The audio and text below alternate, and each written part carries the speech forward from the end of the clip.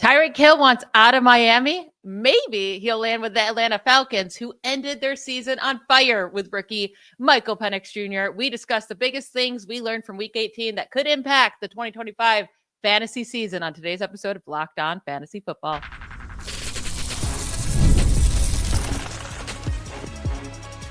You are Locked On Fantasy, your daily NFL fantasy podcast. Part of the Locked On Podcast Network, your team every day. Welcome into the Locked On Fantasy Football podcast. I am one of your co-hosts, Michelle Magdziuk, and when I'm not doing this, I'm a researcher and fantasy analyst with NFL Network. And I'm your other co-host, Vinnie Iyer. When I'm not doing this, I'm writing about NFL fantasy and betting for sportingnews.com. Today's episode is brought to you by LinkedIn. LinkedIn Jobs helps you find the qualified candidates you want to talk to faster.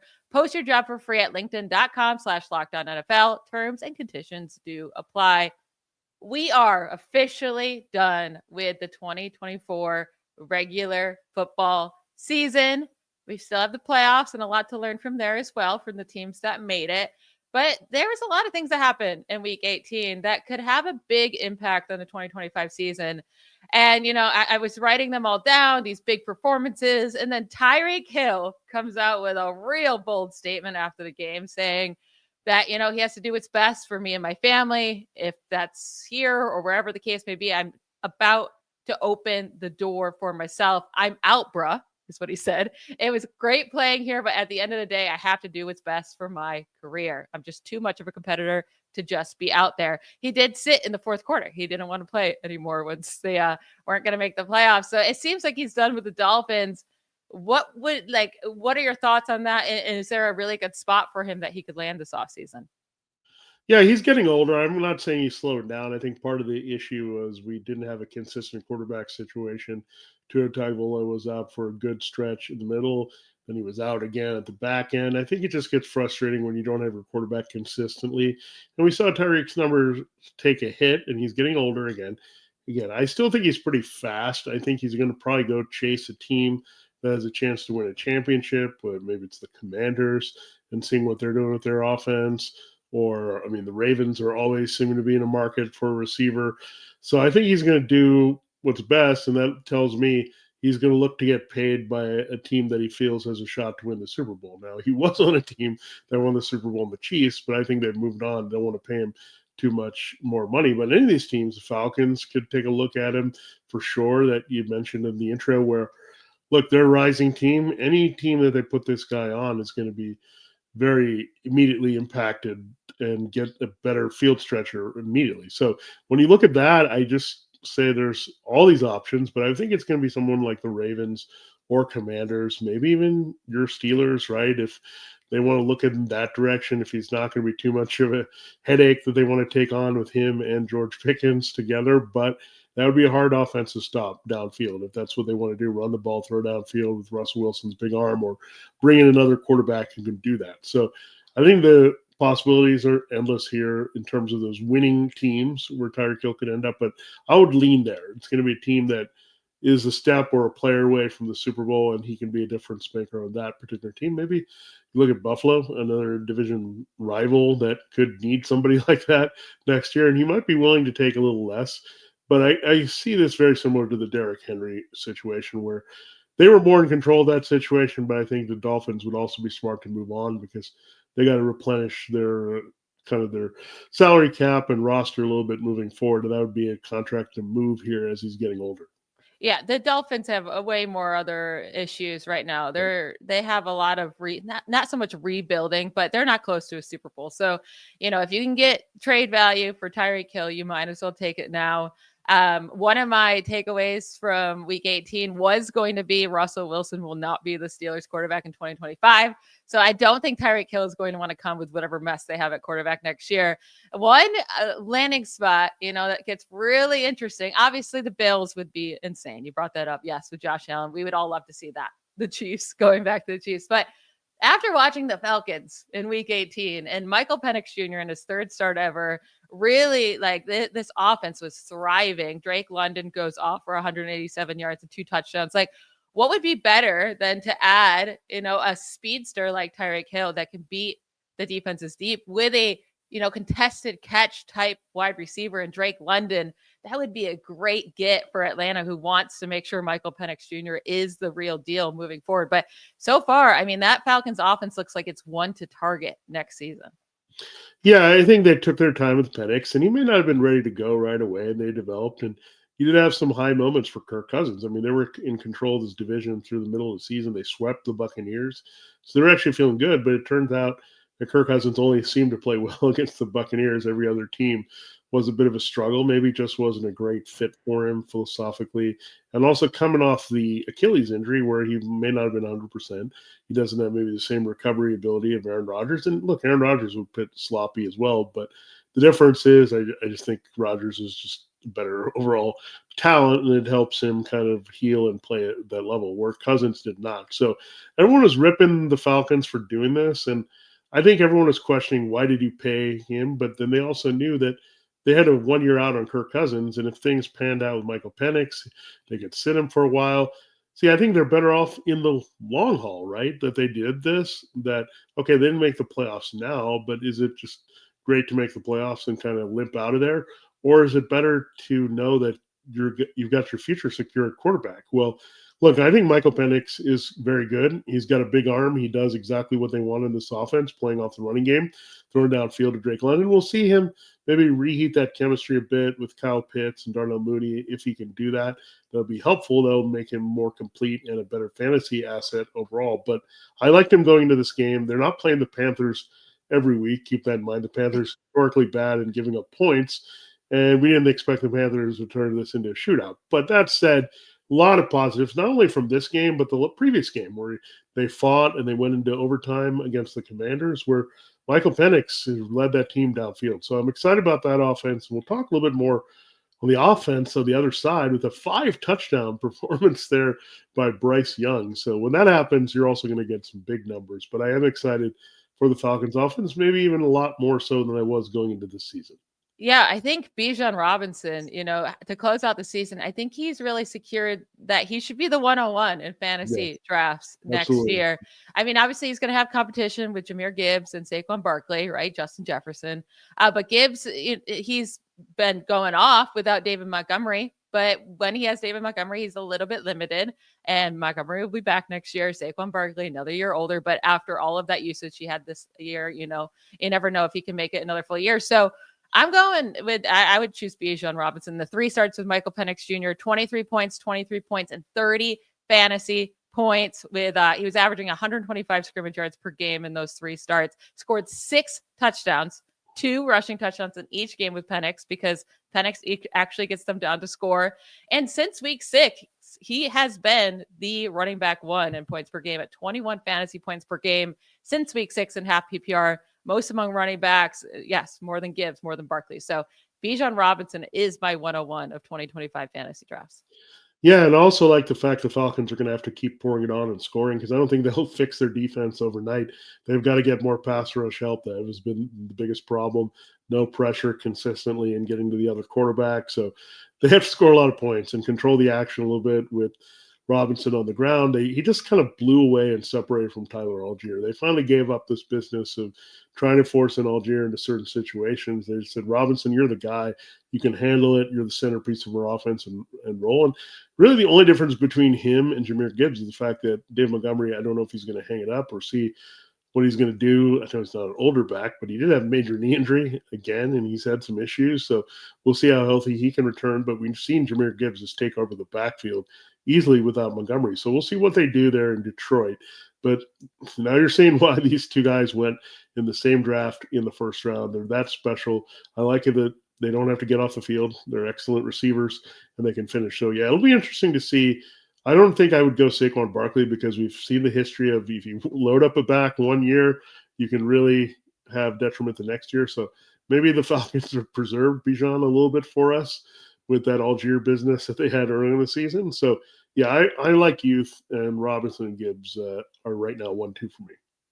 So one thing I really want to get into here on today's show is the rookie quarterbacks, because with Michael Penix Jr. breaking out, like we just said in week 18, with Sam Darnold falling on his face as hard as possible in week 18, it opens the door for maybe JJ McCarthy taking over this team next year. So what, like right now, is Caleb Williams, like, will he be the last drafted first round quarterback from this last draft class next year in fantasy drafts? We're going to discuss right after a quick break. This episode, Locked On Fantasy Football, is brought to you by LinkedIn. It's a new year, and growing your business in 2025, small or big, comes down to how well you can hire. Let's face it, better hires start with smarter insights. That's where LinkedIn comes in. With the strongest hiring data available, LinkedIn helps you identify the right candidates, giving you the confidence to make the best decisions for your business. LinkedIn Jobs, I've used myself on both sides of it, and I can tell you it's a game changer when it comes to hiring the right fit and getting the right teammate for your organization. Small businesses are wearing a lot of hats, so every hire is crucial. LinkedIn gets that, and that's why they're going to connect you with the best candidates using information and data you won't find anywhere else. From unique skills and interests to the connections you share, LinkedIn helps you find the right person for a job. In fact, 72% of small businesses say LinkedIn has helped them find high-quality candidates. Now, experience is important, and all that is key in making decisions, but wouldn't you like to have LinkedIn on your team to help you make the right call when you finally pull the trigger on that hire? Hire smarter this year and find your next great hire on LinkedIn. Post your job for free at linkedin.com/LockedOnNFL. It's linkedin.com/LockedOnNFL to post your job for free. Terms and conditions do apply. This episode is also brought to you by Rocket Money. Did Rocket Money help you find any subscriptions you forgot about or that you were paying for twice? That definitely happened to me. I had a few subscriptions that I didn't even realize I was still paying for, and Rocket Money made it so easy to track them all down. It's like having a personal assistant for your finances. Rocket Money is a personal finance app that helps find and cancel your unwanted subscriptions, monitors your spending, and helps lower your bills so you can grow your savings. It brings everything together in one place, whether it's subscriptions, your spending habits, or even the goals you want to hit. For me, one of the best features has to be the subscription tracker. I mean, how many times does one sign up for one of those free subscriptions with a service and then you forget you ever had it, and then you are paying for it for like 2 years without realizing? Well, if you have Rocket Money, that won't happen. Cancel your unwanted subscriptions and reach your financial goals faster with Rocket Money. Go to rocketmoney.com/lockedon today. That's rocketmoney.com/lockedon. rocketmoney.com/lockedon. All right, so we had all these really fun fantasy performances from rookie quarterbacks this year, right? Jaden Daniels, a beast all year long. Obviously, he's going to go super high in drafts. Bo Nix has been just like very solid/good, right? I mean, not always the most exciting, but has been much more consistent than Caleb Williams and has had a few huge weeks, just like Caleb Williams has as well. Michael Penix Jr. looks better after in each of his 3 starts this year with a huge 25-point performance yesterday. Drake May is averaging the same points per game as Caleb Williams, while Drake May had way worse weapons than Williams, and he should get a wide receiver 1 this offseason in the draft. And then I mentioned JJ McCarthy, maybe he starts for the Vikings next year. So where would you put Caleb Williams among this group for the 2025 season? Yeah, we just have to consider the variables here. J.J. McCarthy, we have to see how his knee checks out, and we have to see what the future of Darnold holds if they're going to bring him back in Minnesota. I think they would lean away from doing that because Darnold's probably going to price himself out there. But, yeah, we have to see McCarthy, but that system is absolutely fantastic, and that's why you had Darnold thrive in it, make a seamless transition away from Kirk Cousins, because Kevin O'Connell knows how to coach offense, and it does help that you have Justin Jefferson roaming all over the field that defense you're going to have to pay attention to. So immediately JJ to JJ has a lot of appeal if that's where we're going to. Jane Daniels locked into where he is. Bo Nix, his receiving core should get better. He did this with Cortland Sutton essentially and a bunch of other guys kind of mishmashing. But look, this kid has dealt pretty well. He was right up there with CJ Stroud in his TD production. So when we look at that, yeah, I mean, the arrow's pointing up for Daniels and Nix and McCarthy based on the system. And Penix, we just talked about. So it really comes down, who do you trust now between Drake May and Caleb Williams? The problem is there's some big variables. Both teams have now fired their head coach. Gerard Mayo's followed Matt Eberflus out the door. So what kind of offense are you going to run here? So if there's an offense we want to attach ourselves to, like a Cliff Kingsbury, and maybe we should have paid more attention to Sean Payton and Joe Lombardi having a good brain trust there in Denver, then we're going to feel a little bit better about it. But right now, these situations are pretty ugly. When you look on paper, May definitely has the lesser weapons, but they do have a pretty high draft pick. They could get Tenero McMillan from Arizona to be a number one receiver, maybe really let these other guys fill some complementary roles. And then the Bears, you're right. I mean, you saw what they had. You have the receivers. You had that. You had a system where you thought he was going to be successful. And all that blew up in his face. So I don't know what's going to change and flip this completely to his fantasy scoring. And I think part of it is also this division was pretty tough. I mean, he did have success against Detroit, but Green Bay and Minnesota were some tough defenses. So I don't know. Yeah, I think you might be right. I mean, I want to see what happens with May in terms of the hire and what comes around him, and McCarthy with his health. But if those things check out, I'm leaning towards dropping Williams. But definitely, how I look at it now, it's going to look at Daniels, Nix, Penix. That's why we want to look at this. And then the other three we got to kind of figure out as we go forward. I think that's very fair. And I mean, both Caleb Williams' team and Drake May's team are looking for a head coach, and Ben Johnson's going to be one of the top guys out there. So yeah, if Ben Johnson goes to the Bears or Ben Johnson goes to the Patriots, that would probably make our decision a much easier. But Drake May, I mean, I feel like he's not getting enough love this year. I know the numbers aren't great, but 5% higher completion percentage, higher pass yards per attempt, only 3 fewer total touchdowns to Caleb Williams and 5 fewer games played. A way higher pass touchdown percentage than Caleb Williams. So, and he just did it with nobody. Like, we are going into this year saying this poor guy is being put into the worst situation ever. And he didn't crumble. He really didn't. So I am interested in Drake May. I'm not giving up on Caleb Williams at all yet, but it is concerning how good of the weapons he had. And maybe it was just all the coaching, but watching him, it seems a little scary because it's either like the biggest, splashiest play of all time where it's like, oh my goodness, this guy's amazing, or it's really, really bad play. And there's not a lot of in between. He doesn't just do the routine plays well at all. So he's going to have to take that step forward, and it's going to be risky drafting him next year for sure.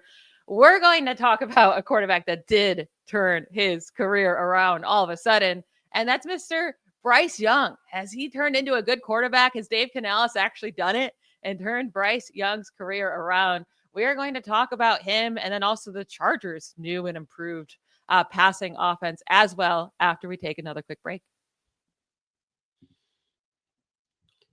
All right, it's a big week here because the playoffs are coming.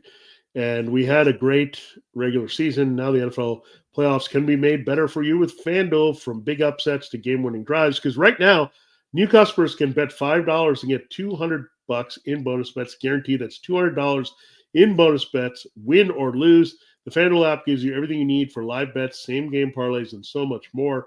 Again, I'll have my picks up there at Sporting News. You can check out. And then you just visit the website, and you always look at all the updated betting lines, because there's always something that you can tap into, whether it's bets on the games itself or looking at some props, all that good stuff there for these playoff games. Just visit FanDuel.com to join today.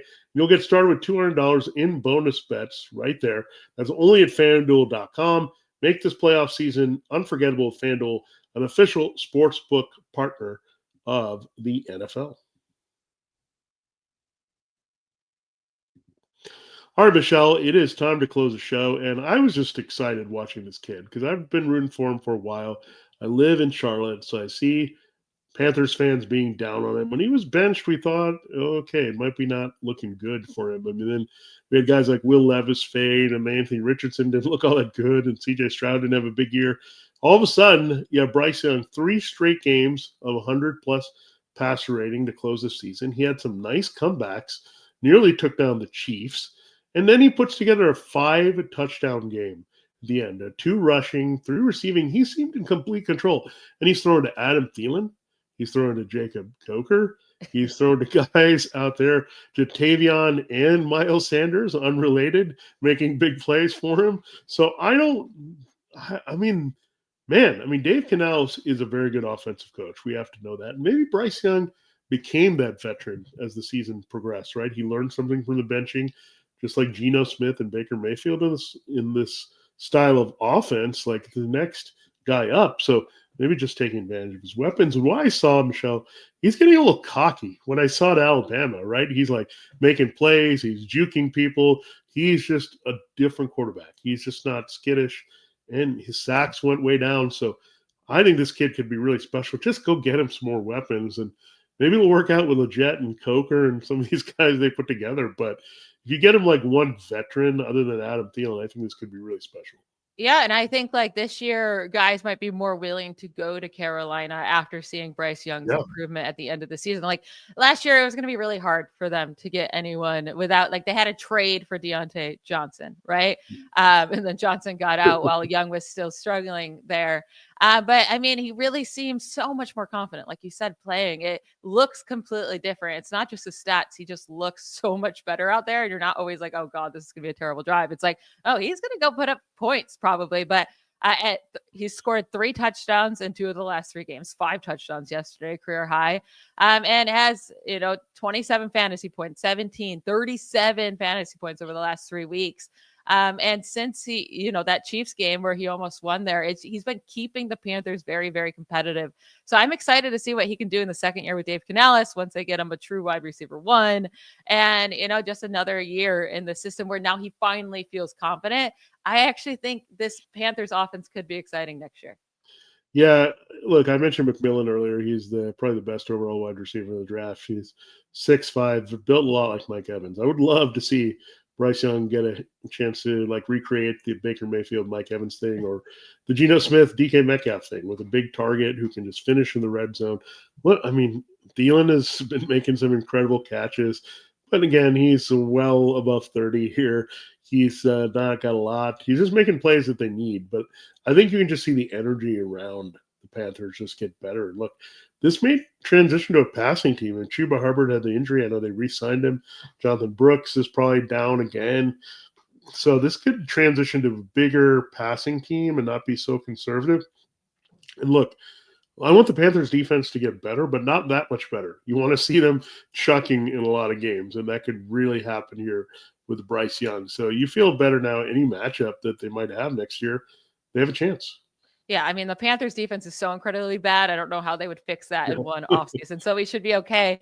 Now, the Chargers passing offense has gotten way more exciting lately. They're letting Justin Herbert just, be Justin Herbert finally. It took a while. But since week 8, since Ladd McConkey started to break out, honestly, like Justin Herbert's been a very good fantasy quarterback, averaging nearly 20 fantasy points per game since week 8. 3 straight games with at least 22 fantasy points. I didn't think they were going to throw all that often in yesterday's game against the Raiders. I thought it was going to be heavy run. No, they just came out and threw. Justin Herbert was running all over the place. Quentin Johnson had a massive game for 13 receptions, 186 yards. Like, he could not be stopped. Ladd McConkey just consistent every single week. Like, he's such a good wide receiver 2 to have, right? Where he's like consistently putting up those 90 yards, getting those targets. So this whole offense becomes a lot more interesting next year. And we have to remember Herbert coming into this year lost Keenan Allen and Mike Williams. This is his first year without them. And now it feels like he's starting to really build these strong connections with his new wide receivers. Yeah, I know there's a lot of coach of the year candidates, and Jim Harbaugh probably won't win, but maybe because we take it for granted how good of a coach he is. I mean, seriously, he comes in and we expect the Chargers to charger and play some close games against these lesser opponents, such as the Patriots and Raiders. No, they just step on the gas, destroy these teams, right? It was always like, are they going to lose by a field goal this time? What's going to happen? Oh, the Chargers are going to let us down. But this is now an aggressive step on your throat team. And they kind of slow played us a little bit, right? They were starting with the running game. They're winning a lot of games with defense and J.K. Dobbins, and their defense started to have some issues. And then, all right, Justin Herbert, you got a big arm. These receivers are special. We just have to get them in the right position to succeed. And Johnston and McConkey, I think it's going to be the combination going forward. And there's more potential for both of these guys as we develop. And this offensive line is very good. So again, it was just a quick fix here. Greg Roman, Jim Harbaugh, they did this before when they were together in San Francisco. They produced a dual threat QB like this. I mean, Herbert's not going to take off and run a ton, but he can do just enough to move athletically to use his big arm. So you're seeing a lot of that we saw in San Francisco work right away. And Herbert is just a plus talent. I mean, he's got everything that you want here to throw downfield. So I don't know. I'd be very afraid if I'm the Texans and they're coming in. They're just on fire here. They jumped up over the Steelers. And legitimately, this offense is just maybe getting started this year. Yeah, this Chargers offense is kind of reminding me of the Texans offense last year. Yeah. But I mean, it's going to be hard not to take the Chargers in that game. I'm excited that we get to see another game with them to see if this, passing offense can keep it up. This could be a good landing spot for Tyreek Hill too, right? Okay. We talked about Tyreek Hill landing spots. Him with Justin Herbert would be pretty amazing as well. That is it for today's episode. I want to thank you all for making Locked On Fantasy Football your first listen every day. If you're listening to us on YouTube, or I should say watching, please hit that subscribe button. If you're listening to us on the podcast app, give us the like, subscribe, review, all of that good stuff. Thank you again. We'll be back to talk with you tomorrow. Bye, y'all.